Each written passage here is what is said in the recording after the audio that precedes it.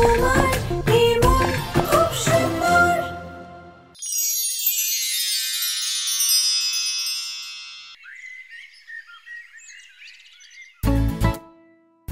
তো হ্যাঁ বলে দি ঠাম্মাকে। ওকে ফাইন, কিন্তু একবার আমি নাহারের সাথে দেখা করে কথা বলবো। আর তারপরে ডিসাইড করব। ডান।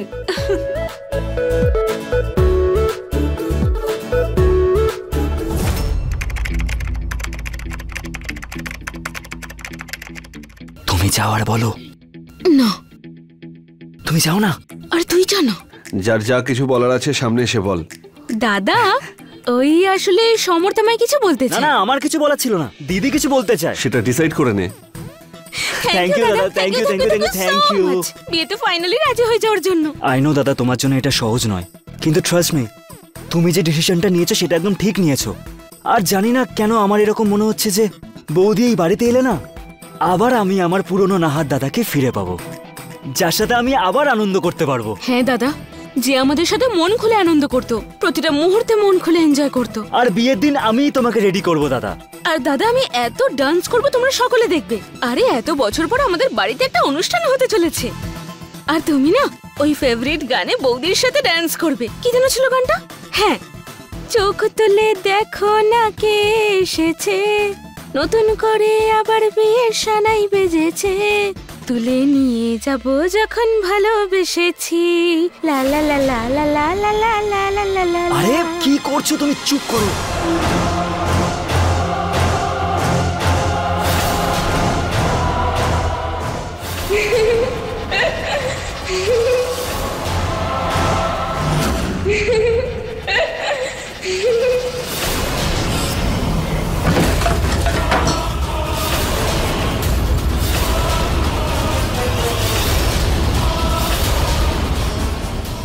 সরি দাদা।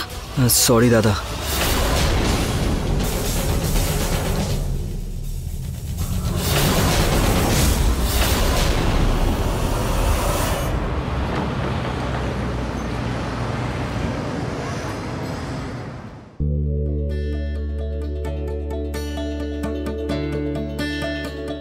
আমার ছেলে বিয়ের জন্য রাজি হয়েছে, কি মজা।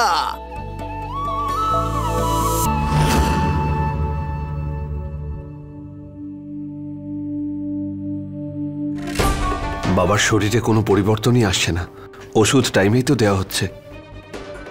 তাহলে ইস্যুটা কি? আই হোপ তাড়াতাড়ি ঠিক হয়ে যাবে।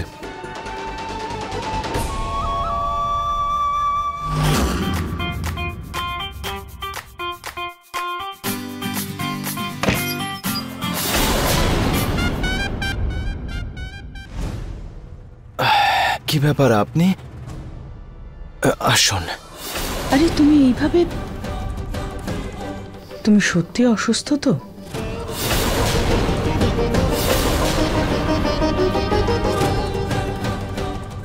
সত্যি করে বলো, তুমি সত্যি অসুস্থ তো? দেখুন, আমার যে ওই প্রথম অ্যাটাক এসেছিল ওটা একদম ঠিকঠাক, কিন্তু এখন যেটা হয়েছিল ওটা নাটক। নাটক? এই যে এটা নাটক, এই ওষুধ এটাও নাটক? কেন গো, কেন করলে তুমি এটা? আমি এসব কিছু এই জন্যই করেছি কারণ নাহার যাতে বিয়েতে রাজি হয়, ব্যাস। হ্যাঁ, আমি কথা বলছি ওনার সঙ্গে। আর গুপ্তা বাবু, আপনি আমাকে কালকে রিপোর্টটা পাঠিয়ে দিন প্লিজ। ওকে। তুমি এইসব শুধু নাহারকে রাজি করানোর জন্য করলে? হ্যাঁ সনি দেবী, কিন্তু এই সত্যিটা নাহার যেন কোনোভাবেই না জানে। দেখুন, নইলে এই সব কিছু শেষ হয়ে যাবে। আমি শুধু নাহারকে খুশি দেখতে চাই, ব্যাস। কিন্তু এটা কেন করলে তুমি? সনি, এ কথা মিথ্যে নয় যে আমার হার্টের সমস্যা শুরু হয়েছে, আর এটাও মিথ্যে নয় যে আগামী দিনেও আমরা দুজনেই পৃথিবীতে থাকবো না। আমাদের মেয়ে আপনি রমিলের সাথে সুখে আছে, আর আমাদের ছেলে সমরও কাউকে না কাউকে খুঁজে নেবে। কিন্তু নাহারের কি হবে? ও তো আমাদের দুজনকে ছাড়া একা হয়ে যাবে। সনি দেবী, আপনি তো জানেন আমাদের জীবনে একজন সঙ্গীর কতটা প্রয়োজন আছে। নাহারের মায়ের মৃত্যুর পরে আমি একদম ভেঙে পড়েছিলাম, শেষ হয়ে গেছিলাম আমি। আর আমার জীবনটা যেন আস্তে আস্তে অন্ধকারে ডুবে যাচ্ছিল। আর আমি একদিন সেই অন্ধকারে হারিয়ে যেতাম।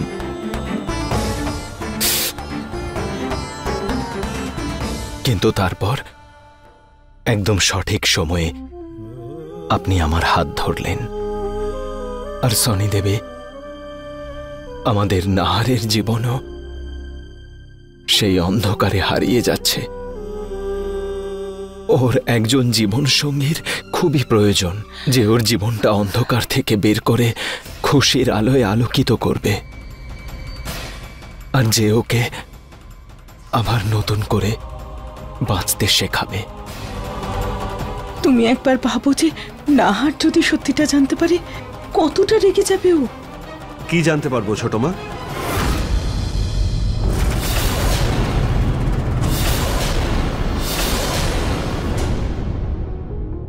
আর বাবা দাঁড়িয়ে কেন আছো? বাবা, হ্যাঁ হ্যাঁ এসো, এসো, এসো। ওই বসো, আমি তোমার তো রেস্ট নেওয়া উচিত না? হ্যাঁ হ্যাঁ হ্যাঁ হ্যাঁ আমি হ্যাঁ হ্যাঁ, আমিও সেটাই বলছিলাম।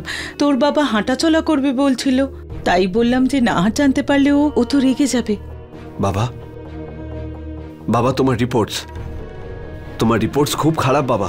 প্লিজ নিজের খেয়াল রাখো। তুই বিয়ের জন্য হ্যাঁ করে দিয়েছিস, এবার আমি একেবারে ঠিক হয়ে যাব।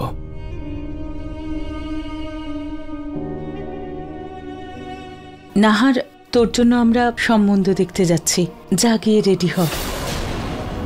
হ্যাঁ বাবা, তুই রেডি হবি, যা। ছোট মা, আমি তো হ্যাঁ বলেই দিয়েছি। তোমার যেখানে ঠিক মনে হয় তুমি সেখানেই ফাইনাল করো, আমি কোথাও যাব না।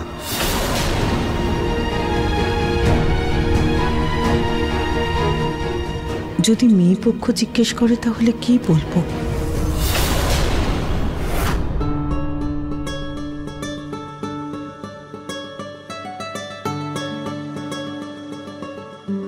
তুই নার্ভাস হচ্ছিস না তো? নার্ভাস তাও আমি? নার্ভাস তো আমি ওই মিস্টার নাহারকে করব। হ্যাঁ, কিন্তু একটা কথা, এই সাজগোজ, এরকম পোশাক পরা, এসব একটু বেশি হয়ে যাচ্ছে না? দেখ, তুই একবার ওনার সঙ্গে কথা বলবি, মন খুলে ভাববি, তারপরে দেখবি তোর সব ভালো লাগবে। আর বাবা মার ব্লেসিংস তো সবসময় আছে আমাদের সঙ্গে।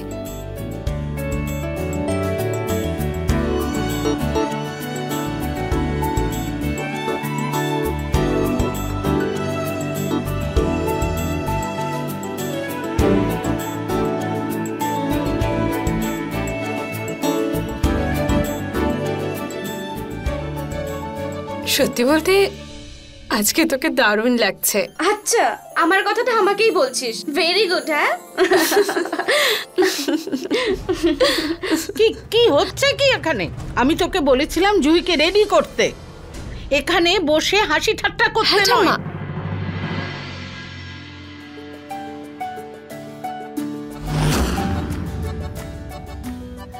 আহা আমার সোনা,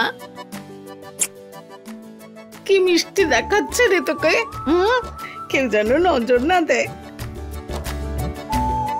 আরে রুহি, ওই যে স্পেশাল কচুরি যেটার জন্য বলেছিলাম আমি, সেগুলো হয়েছে? হ্যাঁ ঠাম্মা, আমি সকালেই সব বানিয়ে নিয়েছি। আর ওই 2-3 রকমের শরবত? হ্যাঁ ঠাম্মা, আমি সবকিছু করে নিয়েছি। তুমি যে শরবতটা বললে, এছাড়াও লেবু জলের জন্য লেবু কেটেছি, ফ্রিজে বরফে রেখেছি, আর হালুয়াও বানিয়েছি, আর রসমালাইও তৈরি। ঠাম্মা, তুমি একদম চিন্তা করো না, ওরা জুহিকে নিশ্চয়ই পছন্দ করবে। পছন্দ করবে মানেটা কি?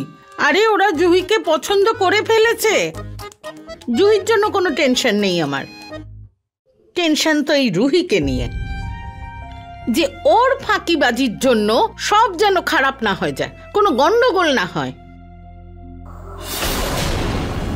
ব্যাস তাড়াতাড়ি জুহির বিয়ে হয়ে যাক, তারপর ভালো একটা ছেলে দেখে আমি ওকেও বিদেয় করব। ও আমার ঘাট থেকে নামবে।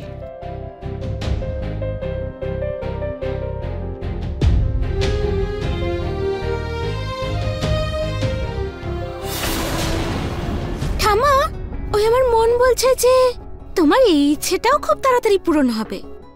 আর কে বলতে পারে আজকেই কিছু চমৎকার হয়ে যাবে। হ্যাঁ, মানেটা কি? কই কই কিছু না তো, কিছু না তো। আমি গিয়ে সব দেখে আসছি। ঠিক আছে, আসছি আমি।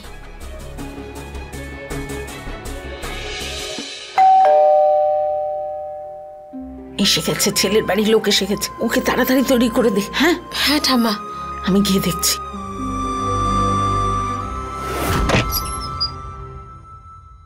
নমস্কার।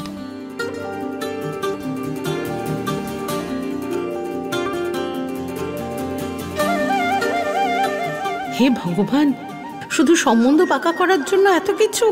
সরি, আমার স্বামী আসতে পারলেন না, ওনার শরীরটা ভালো নেই। হ্যাঁ, আমি বুঝতে পারছি, কিন্তু যার সঙ্গে সম্বন্ধের কথা হচ্ছে নাহার বাবু, তিনি আসেননি?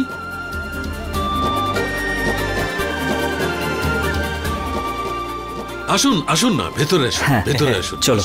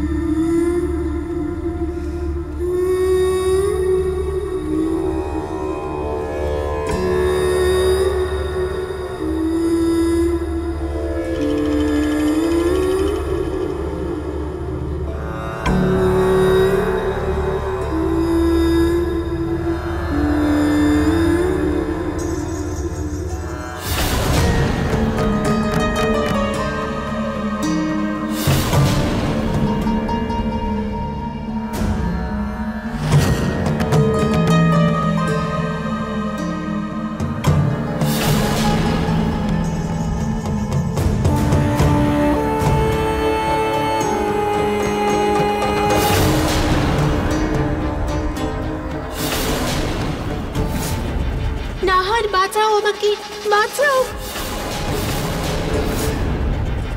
বাঁচাও আমাকে।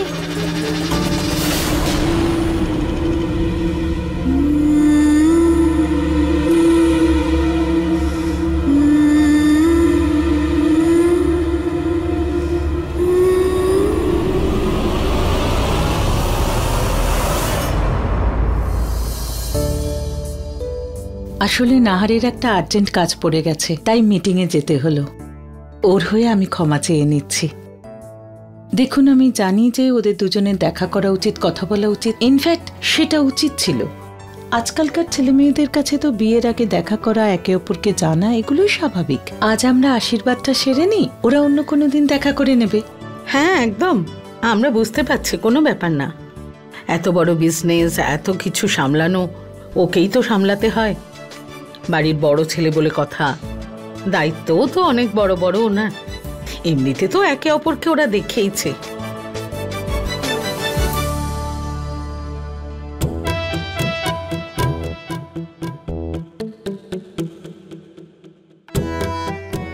আরে বাবা, যে ছেলেটা আমাকে দেখতে আসছিল সে নিজেই আসেনি। কি জানে দিদা কেমন বাড়িতে আমার বিয়ে ঠিক করেছে। আমার কত প্রশ্ন করার ছিল, আমাকে তো জানতে হবে বিয়ের পরে আমাকেও বাইরে যেতে দেবে কিনা, বন্ধুদের সাথে দেখা করতে দেবে কিনা, ঘুরতে ফিরতে দেবে কিনা। এই সমস্ত প্রশ্নের উত্তর তো আমার জানা নেই। তো আমি কিভাবে বিয়ের জন্য রাজি হই বলতো রুহি?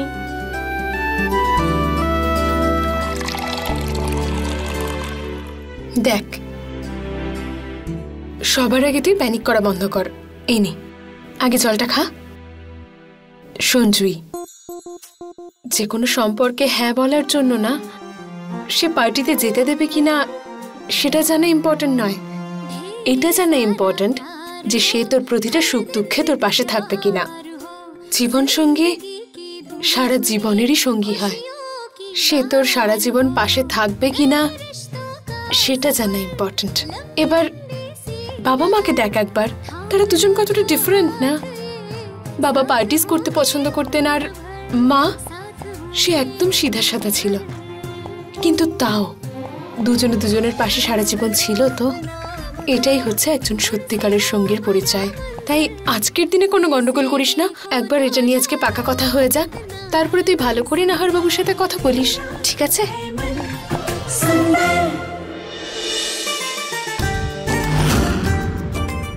এত কিছু জিনিস আনার কি প্রয়োজন ছিল? আরে কি যে বলেন আপনি, সম্পর্ক করতে এসেছি, খালি হাতে আসা যায় নাকি? সে কথাও ঠিক। আচ্ছা, আপনার নাতনি? আচ্ছা, আমি এক্ষুনি নিয়ে আসছি। হ্যাঁ। মা বাবা, আজ তোমাদের একটি মেয়ের সম্বন্ধ এসেছে। তোমাদের দুজনের সম্পর্ক যেমন এত সুন্দর আর এত ভালোবাসার ছিল, ঠিক তেমনই তোমরা আশীর্বাদ করো যাতে এই নতুন সম্পর্ক প্রেম, সম্মান আর বিশ্বাস অটুট থাকে। আরে তোরা দুজন এখানে দাঁড়িয়ে কি করছিস? পাত্রপক্ষ এসেছে, অপেক্ষা করছে, ডাকছে, চল।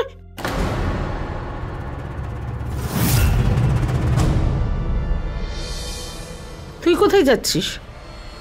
তুই কোথাও যাবি না, তুই এই ঘরেই থাক। এই সম্বন্ধ জুহির জন্য এসেছে। আমি চাই না তোর এই অপয়া ছায়া ওর এই নতুন সম্পর্কটার মধ্যে পড়ুক। প্লিজ আমায় যেতে দাও, আমার একমাত্র বোনের সম্বন্ধ হতে চলেছে। এই খুশি থেকে আমাকে দূরে রেখো না। সেই জন্যই দূরে রাখছি তোকে। দূরে থাকলে খুশি থাকবে, না হলে তোকে কিসের ভরসা? ওর আনন্দকে দুঃখে বদলে দিবি তুই। চল।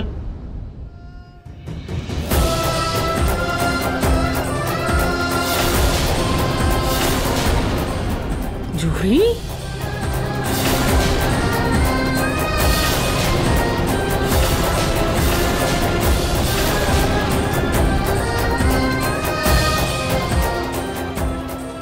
আর তোমরা দুজনও আমাকে একটা প্রমিস করো যে আমি চলে গেলেও তোমরা দুজন একে অপরের সঙ্গ কখনোই ছাড়বে না। প্রমিস? যদি তুমি চাও আমি বাইরে আসি, তাহলে রুহিও আমার সাথে যাবে। জুহি, এসব কি জেদ? আমি বললাম না ও যাবে না, তার মানে ও যাবে না।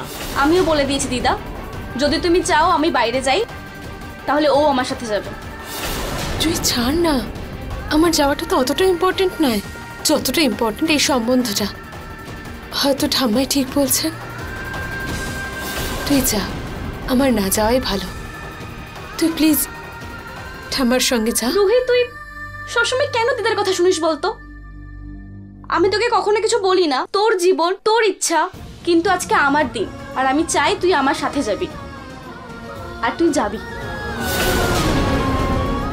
ঠাম্মা, একটা উপায় আছে যাতে আমি জুহির আনন্দর পাশেও থাকতে পারি আর না গিয়েও থাকতে পারি। ঠাম্মা, তোমার যদি প্রবলেম না হয় তাহলে আমি পর্দার আড়াল থেকে দাঁড়িয়ে দেখতে পারি, তাতে আমি জুহির এই রিচুয়ালসটাও দেখতে পারবো আর কারোর সামনেও যাব না। দিদা, এটুকু তো তুমি অ্যালাউ করতেই পারো। ঠিক আছে, কিন্তু শুধু পর্দার পিছন থেকে।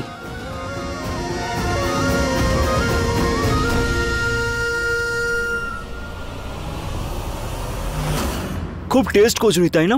আমার নাতনি রুহি বানিয়েছে। বাহ, তাহলে তো বিয়ের পরে দারুণ মজা হবে। একবার কচুরি খেতে ইচ্ছে করলেই বাড়িতেই হাজির হবে।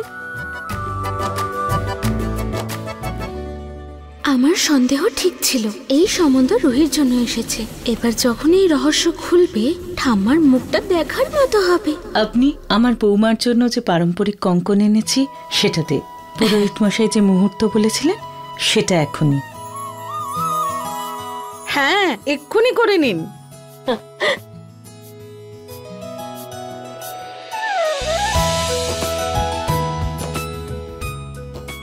আসলে আমার নাতনি খুব লজ্জা পায়। আসলে আমরা এরকম শিক্ষাই দিয়েছি।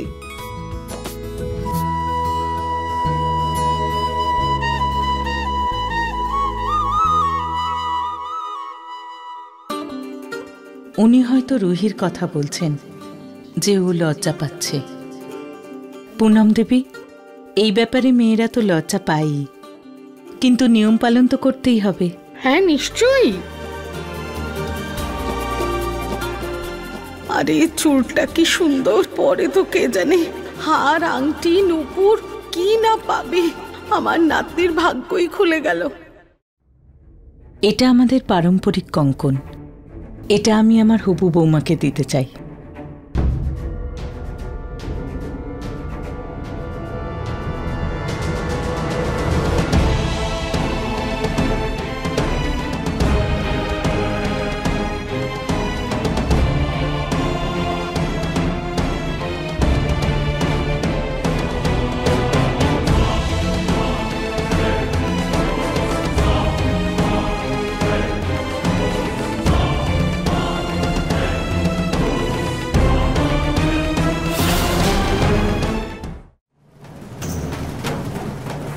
ইস্যু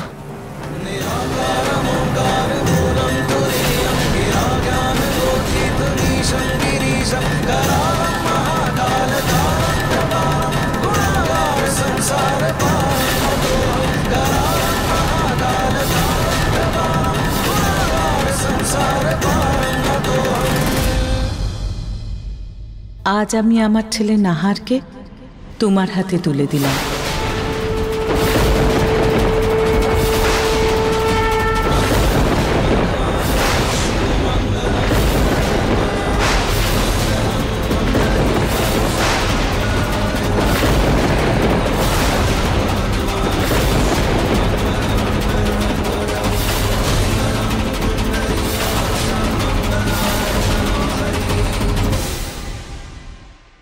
अपने पसंदीदा शो के फुल एपिसोड देखने के लिए अभी डाउनलोड करें दंगल प्ले ऐप।